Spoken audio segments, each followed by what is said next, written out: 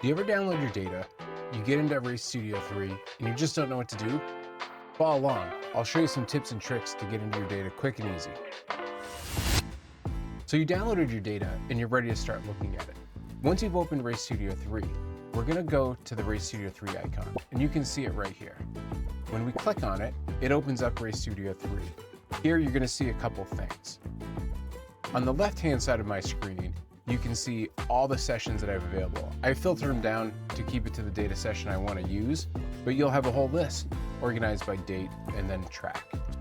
To the right, you're going to see the individual sessions that were done that day or that weekend, and below I have the summary screen turned on so I get some summary information.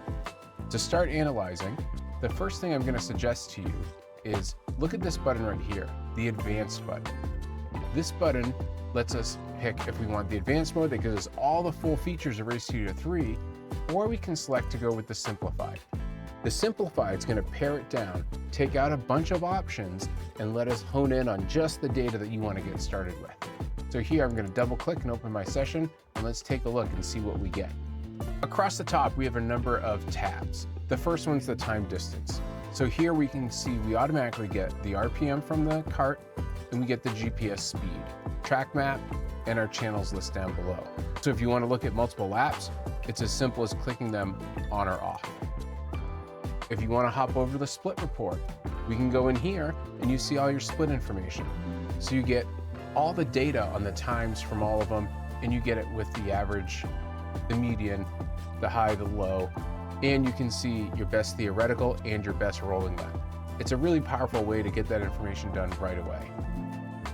Next, we have our channels report. You get basic information like your max RPM and speed, your minimum speed, and then you can add any information you want. Next, we have the track split report, where you have the ability to hone in on one split and pare it down. You get the map, and then with this button right here, we can go through and pick which segment we're going to look at. As you go through, it updates the map, and there we go. The last tab we have is our track map. Here you can see the driven line over a map overlay. There's a number of tiles you can use. The first one that it opens to is Google Maps, which is the most common here in the US. With this, you can also go to your channel list and color it by different channels. The small box right here allows you to then color the driven line by that channel. Here it's RPM, but we can go in and pick anything you want. So a very popular one, speed. You can see the speed right there, and a little bit of a trick for you is you can click the line thickness button, set it up very thick, and then you can see where those speeds are. And again, it can be any channel in here. You can pick a lateral acceleration, a longitudinal acceleration, or anything that's important to you that you've logged. If you're not a power user yet, this is a great way to get into your data and start learning from it. Follow along for more tips and tricks. Check out some of the other videos we have, and hopefully it'll help you get into your data.